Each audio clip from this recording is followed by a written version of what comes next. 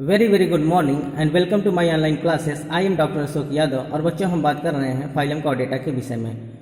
पिछले लेक्चर्स में बच्चों हम लोगों ने सुपर क्लास स्पीसीज के क्लास कॉन्डिक्थिस के विषय में बहुत अच्छे से अध्ययन किया, जिसमें बच्चों हम लोगों ने कॉन्डिक्थिस के टोटल कैरेक्टरिस्टिक को बहुत अच्छे से पढ़ा और जाना कि कॉन्डिक्थिस में कौन कौन से विशेष कैरेक्टर होते हैं।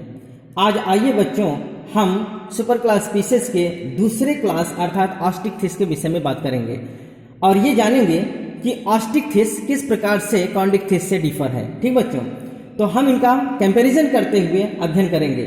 तो आइए समय जाया न करते हुए सीधे हम अपने टॉपिक पर बात करते हैं और बात करते हैं कि ऑस्टिक्थिस में कौन कौन से एनिमल्स आएंगे, कौन कौन से फिशेस हैं जिनको हम अच्छे से पढ़ेंगे। ठीक बच्चों, तो class Osteichthyes that is the term Osteichthyes is derived from the Greek word osteon equal to bone and ichthyos equal to fish। अर्थात बच्चों ऐसे फिशेस जिनका जो इंडोस्केलेटन होता है अर्थात जो इनका अंतःकंकाल का फ्रेमवर्क होता है बोन का बना होता है, ऐसी मछलियों को हम क्या कहते हैं बच्चों? ऑस्टिक्थिस कहते हैं। अर्थात ऐसी मछलियां जिनका अंतःकंकाल का फ्रेमवर्क बोन का बना होता है उनको हम क्या कहते हैं बच्चों? ऑस्टिक्थिस कहते हैं या ऑस्टिक्थिस कहते हैं। ठीक बच्चों, तो आइए इनके जनरल कैरेक्टरिस्टिक को हम जानें कि इनका जनरल कैरेक्टरिस्टिक क्या है। तो बच्चों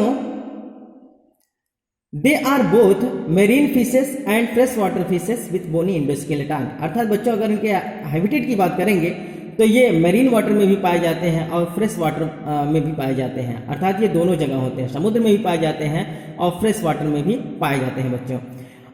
विथ बोनी इंडोस्केलेटन, और इनका जो फ्रेमवर्क होता है, जो इंडोस्केलेटन होता है बच्चों, ये किसका अर्थात इनका जो बॉडी होता है वो किसका बना होता है बच्चों? अर्थात बोन्स का बना हुआ अंतःकंकाल पाया जाता है, अर्थात बोनी फ्रेमवर्क इनका होता है। अगला बच्चों spindle shaped body which help to the facilitate movement. ठीक बच्चों, अर्थात स्पिंडल शेप्ड बॉडी होता है जो इनके मूवमेंट को क्या करता है? कराता है। अर्थात इनका बॉडी स्पिंडल शेप्ड होता है, नौकाकार होता है, बोट शेप्ड होता है बच्चों। क्यों होता है? इनका बॉडी ऐसे नुकीलाकार होता है। नुकीलाकार बच्चों इसलिए होता है कि जितने भी रेसर गाड़ियां बनाई जाती हैं, चाहे आप एरोप्लेन देख लीजिए या रेसर गाड़ियां होती हैं या फिर फिशेस वगैरह जो होती हैं, नेचर ने फिश की बॉडी को ऐसे बनाया है बच्चों, अर्थात स्पिंडल शेप्ड बनाया है। इसलिए इसको बनाया है कि जिससे वाटर इनका अपोज न कर सके, इनके मूवमेंट में किसी प्रकार का कोई अवरोध न उत्पन्न कर सके।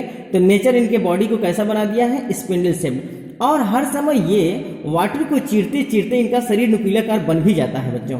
तो ये इसलिए बना है क्योंकि ये जितने ज़्यादा यहाँ कॉन्टैक्ट एरिया कम होगा बच्चों उतने ज़्यादा ये क्या करेंगे? अर्थात एयर या वाटर को क्या करेंगे? अपोज करने से रोकेंगे। अर्थात इनका वाटर अर्थात जो रेजिस्टेंस क्रिएट होगा वाटर का या एयर का, उसको क्या करेंगे बच्चों? ये चीरते हुए आगे की ओर निकल जाते हैं। इसलिए जो रेसर गाड़ियां होती हैं नुकीली बनाई जाती हैं जिससे वो एयर को चीरता हुआ आगे की ओर निकल जाए। इसी प्रकार से मछलियां भी होती हैं, इनका आगे का जो जितने ज़्यादा कॉन्टैक्ट एरिया कम होगा उतने ज़्यादा ये वाटर को चीरते हुए आगे की ओर स्विंग कर जाती हैं, बहुत तेज़ी से ये क्या करती हैं? स्विम करती हैं। ठीक बच्चों, तो इनका बॉडी नौकाकार होता है, स्पिंडल शेप्ड होता है।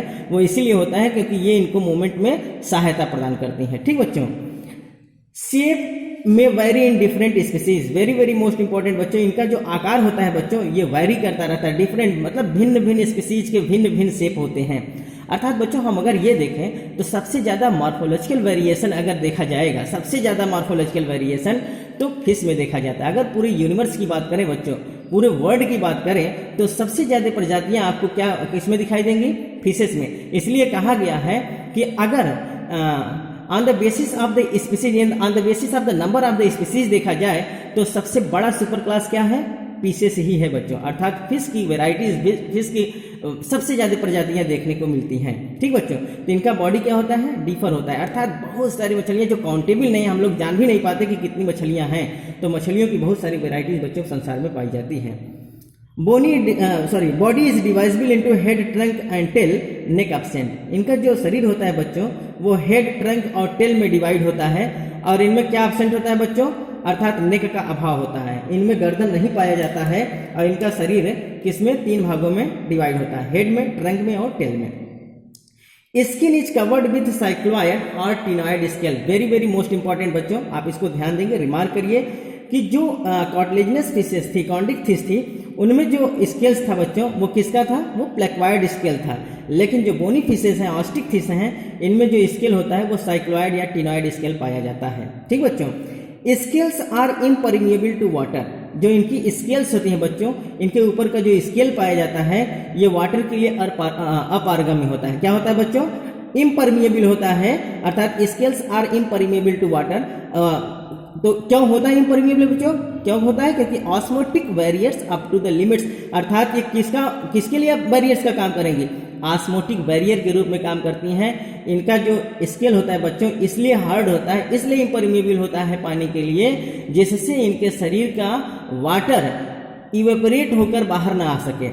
अगर बच्चों ये हार्ड ना होता, स्केल्स ना होता, तो इनके बॉडी का पूरा पानी क्या होता है, इवेपोरेट होकर बाहर हो जाता और ये मर जाते। तो नेचर इनके शरीर के ऊपर एक सुरक्षात्मक कवर के रूप में क्या दिया है बच्चों, स्केल्स दिया है। और स्केल्स क्या होता है, वाटर के लिए इम्परमिएबल होता है और जो क्या करता है, ऑस्मोटिक बैरियर क्रिएट करता है। ठीक, एक निश्चित लिमिट के लिए ऑस्मोटिक बैरियर क्रिएट करेगा, अर्थात इनके शरीर का फ्लूइड इवेपोरेट होकर बाहर नहीं आ पाएगा। यूनिसेलुलर मस्कुलर ग्लैंड्स या unicellular mucous glands are over the skin, अर्थात इनके स्किन के ऊपर क्या पाया जाता है, म्यूकस ग्लैंड पाया जाता है। यूनिसेलुलर म्यूकस ग्लैंड बच्चों बहुत इंपॉर्टेंट, याद रखिएगा, यूनिसेलुलर म्यूकस ग्लैंड, इनके स्किन पर क्या पाया जाता है, यूनिसेलुलर म्यूकस ग्लैंड पाया जाता है। नोटोकॉर्ड ऑफन परसिस्ट इन ए ग्रेटली रिड्यूस्ड फॉर्म, इनमें जो बच्चों नोटोकॉर्ड पाया जाता है वो बहुत रिड्यूस्ड फॉर्म में देखा जाता है। अर्थात नोटोकॉर्ड क्या होता है, रिड्यूस फॉर्म में देखा जाता है। अर्थात कार्टिलेजिनस फिशेस में नोटोकॉर्ड इनसे ज़्यादा डेवलप होता है, जबकि इनमें जो नोटोकॉर्ड है बच्चों वो अल्प विकसित अवस्था में दिखाई देता है, रिड्यूस फॉर्म में दिखाई देता है। ठीक बच्चों, फिन्स आर सपोर्टेड बाय बोनी और कार्टिलेजिनस फिन रेस, इनकी जो फिन्स होती हैं बच्चों वो बोनी या कार्टिलेजिनस फिन रेस के द्वारा सपोर्ट होती है, अर्थात जुड़ी होती है। देखिए बच्चों ये फिगर में आप देखिए, ये फिन है और ये सब आपस में क्या होती हैं, फिन रेस के द्वारा जुड़ी होती हैं। ठीक बच्चों, तो इसको क्या कहते हैं, फिन रेस।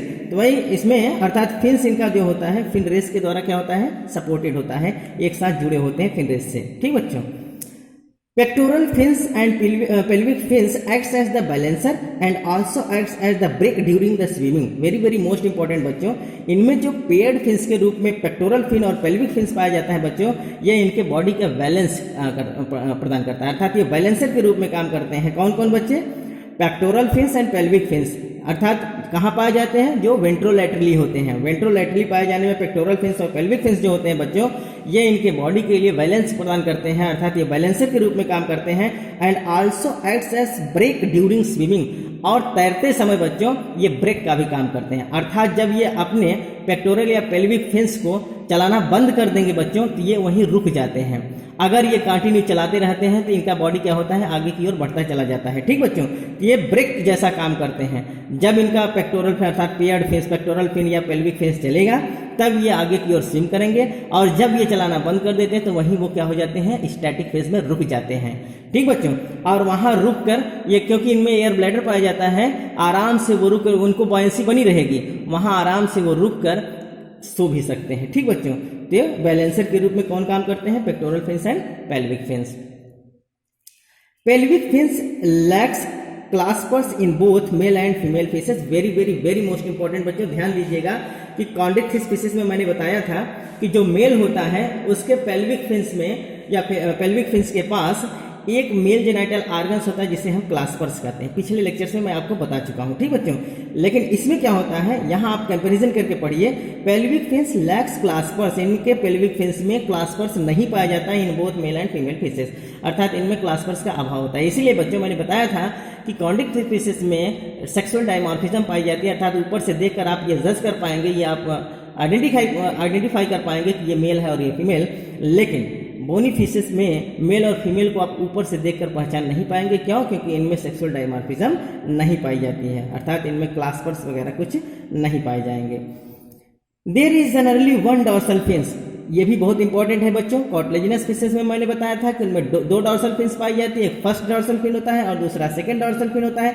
इंटीरियर साइड में पाए जाने वाला जो डॉर्सल फिन होता है वो बड़ा होता है in the comparison of the posterior dorsal fins. पीछे जो सेकंड डॉर्सल फिन पाया जाता है बच्चों पोस्टीरियर साइड में, वो अर्थात फर्स्ट डॉर्सल फिन से क्या होता है, छोटा होता है, अर्थात उसमें दो डॉर्सल फिन्स पाए जाते हैं। यहाँ क्या होगा, there is generally only one dorsal fin, इनमें केवल एक ही डॉर्सल फिन पाया जाता है। Caudal fin is symmetry that is the homocercal, very very most important बच्चों, ये भी ध्यान दीजिएगा, कंपैरिजन करके पढ़िए, इसको डिनोट करिए, रिमार्क करिए, ज़्यादा इंपॉर्टेंट है, पूछा जाता है। इनका जो कॉर्डल फिन्स होता है बच्चों वो सिमेट्री बनाता है, अर्थात इनका कैसा, अर्थात एक सिमेट्री है इनकी, ये देखिए ये फिगर में दिखाई दे रहा है, ये दोनों लोब जो होते हैं बच्चों ये सिमेट्रिकल होते हैं, अर्थात दोनों एक जैसे लोब होते हैं, एक दूसरे के मिरर इमेज बनाते हैं। अगर इनको हम एक बीचों बीच काट दें तो एक दूसरे का मिरर इमेज ये बनाएंगे, तो इसको हम क्या कहते हैं, सिमेट्रिकल पोजीशन।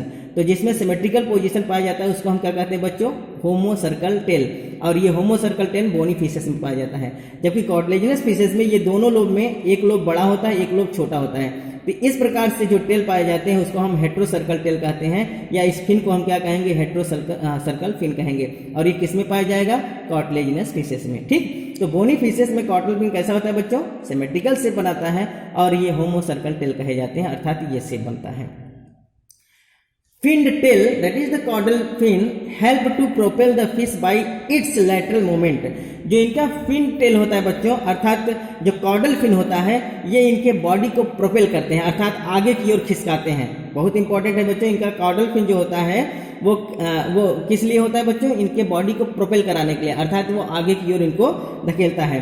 जबकि पेक्टोरल फिन और पेल्विक फिन्स बैलेंसर के रूप में काम करते हैं, वो बॉडी को बैलेंस बनाते हैं। ठीक बच्चों, तो ये इनके बॉडी कॉर्डल फिन जो इनके बॉडी को प्रोपेल करेगा, आगे की ओर बढ़ाएगा, जबकि पेल्विक फिन्स और पेक्टोरल फिन्स क्या करते हैं, इनके बॉडी को बैलेंस प्रदान करते हैं। ठीक बच्चों, paired fin provide fine control, इनमें जो पेयर्ड फिन्स अर्थात पेक्टोरल फिन और पेल्विक फिन होते हैं बच्चों, इनको बहुत अच्छे से कंट्रोलिंग प्रदान करता है, इनको कंट्रोल करते हैं। इनके बॉडी को कंट्रोलिंग कौन देता है बच्चों, paired fin such as the pectoral fins and pelvic fins. तो बच्चों वीडियो लंबा होता जा रहा है, आज के लेक्चर में बस हम इतना ही बताएंगे, कल के लेक्चर्स में हम इनके और कैरेक्टरिस्टिक के विषय में बात करेंगे। तब तक के लिए बच्चों धन्यवाद।